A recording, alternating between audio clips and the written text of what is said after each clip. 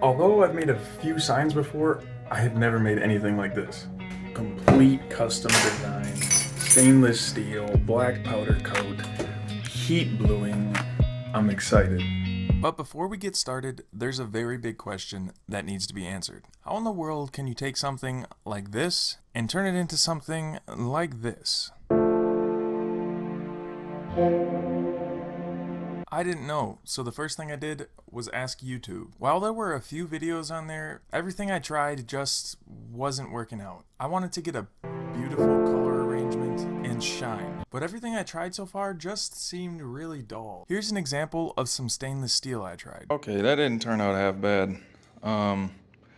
The only problem, oh, that looks so much better on the camera than it does actually in real life. I mean, I'm not joking when I say I must have tried over 300 times. You should see how much footage I have. I really wanted to use stainless, so I tried sanding with a flap disc. I tried mirror polishing the steel. I tried cutting about 30 of these test tokens and grinding different patterns into them, heating them differently, different thicknesses, and burning them all at different patterns. But none of them worked. Everything was still just way too dull. So after all this trial and error, I decided why not just try regular carbon steel? Well, turns out it actually worked. Now, why everyone else on YouTube doesn't mention the specifics, like the exact material you're using, the grit that you should sand to, they're all just more focused on the actual fire painting technique, which in reality isn't even that hard.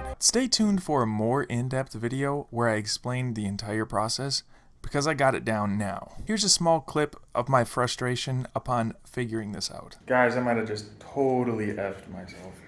So I just took this scrap piece of carbon and quick ground it with the flap disc, and holy crap, this looks amazing. I mean, it even beat the test coupons I did with the stainless on these guys. It looks really nice. Those nice dark blues I wanted to get. Look at that. Oh my gosh. I wasn't out of deep water yet. You know, there was a reason I wanted to use stainless. Rust. Now that we got the color we want, we have to somehow seal the piece and prevent unwanted corrosion. It's clear coat time.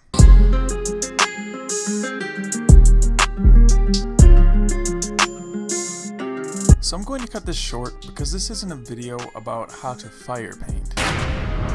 It's a video about making a cool sign. What you need to know to continue the story though, is that adding a clear over the top actually dulls the colors that we were looking for. I know, sad day for me, right? However, I found a product that minimizes this. It's a lacquer. Just so you know, that's what I'm going to be using to finish this project. So, how was the sign made then?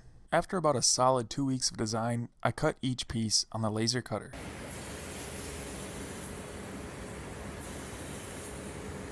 Then I had to correct some design errors. Mounting holes here. So I tested this stud weld out a while ago and they turned out pretty good. However, when designing, you need to allow for some error. These holes are exactly 3/8 and these studs are 3/8. They're placed by hand and not by a machine. So as you can see, it doesn't quite go in all the way. It fits, but it needs to be able to slide in and out. So what I'm going to need to do now is go back and drill these out by hand, about one size oversized for these.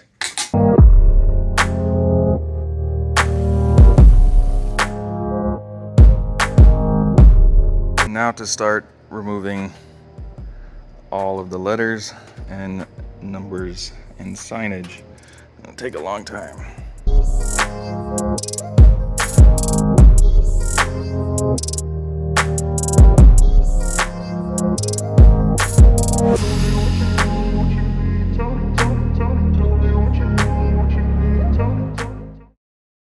I designed the sign to have some dimension to it, and to make that happen, I have a few layers. Ogres are like onions. They stink? Yes. No. To get the layer effect, I'm welding these studs to mount the backing plate on. I use the laser to etch the location of the stud to give me the most accurate placement. And with a little help from the stud gun, not me guys, come on.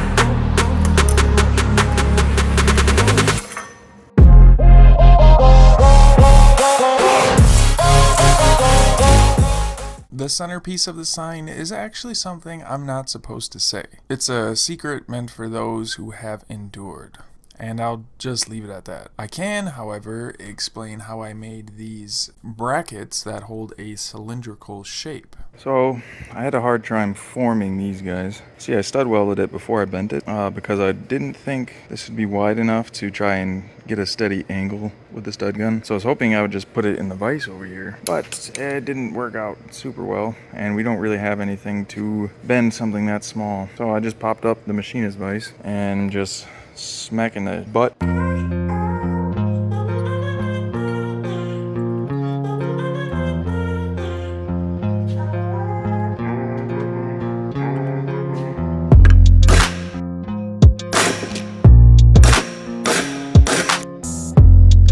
Okay, dry fit up went well. Well, kind of. I actually broke one of these. Turns out when I was bending it over, I was actually bending the threads a little bit, so the threads were getting stretched out. And my last one, which is I currently threw in the trash, I actually twisted the bolt right off. So I'm gonna have to make another one of those for the second sign. But you live and you learn. I attached everything just straight up with nuts and bolts. If you can see on the side here, I used a stainless hex nut for a spacer, and then tied them all together with a flange nut on the back end. These are going to be mounted, I don't know yet, but my idea is to use some sort of like French cleat system up at the top, and then just have a spacer so it doesn't rock back and forth. A quick assembly of the signs, and I say signs because I actually made 3, which is why this one looks like it's made from stainless steel. That's because it is. To make sure I had a happy recipient, I went ahead and made 2 different styles. One will be fire painted, and the other will just be polished steel, which I actually prefer. If you make it to the end of the video, let me know which one you prefer down in the comments. Last thing to do after assembly is fire paint and seal.